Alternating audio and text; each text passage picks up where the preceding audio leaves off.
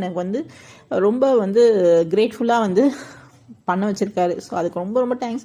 நான் நினச்சி கூட பார்க்கல துளசியில் வந்து அர்ச்சனை பண்ணுவேன். இன்றைக்கி ஏகாதசி வேறு. நான் அதெல்லாம் வந்து பிளான் பண்ணவே இல்லைங்க. சடனாக கேலண்டரில் பார்த்தா ஏகாதசி. இன்றைக்கி ஒரு அழகாக வியாழக்கிழமை துளசி மாலைலாம் கட்டுவரே எனக்கு தெரியாது.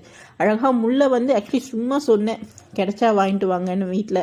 அவங்க வந்து அழகாக முல்லையே வாங்கிட்டு வந்தாங்க. ரொம்ப அழகாக அற்புதமாக வந்து தொடுத்து போட்டாச்சு. ரொம்ப மனநிறைவாக இருந்தது. ஸோ பழங்களும் வந்து பார்த்திங்கன்னா ரொம்ப அழகாக இருந்தது. ஸோ ரொம்ப மனசு திருப்திங்க. ஸோ என்னுடைய இந்த ராகவேந்திரர் பூஜையை வந்து நிறைவாக முடிச்சிட்டேன். ஸோ கண்டிப்பாக உங்களுக்கும் ஒரு கைடன்ஸ் கிடைக்கும். நான் ராகவேந்திரர் தான் நீங்கள் கும்பிடணும் அப்படின்ற மாதிரி நான் சொல்லலை.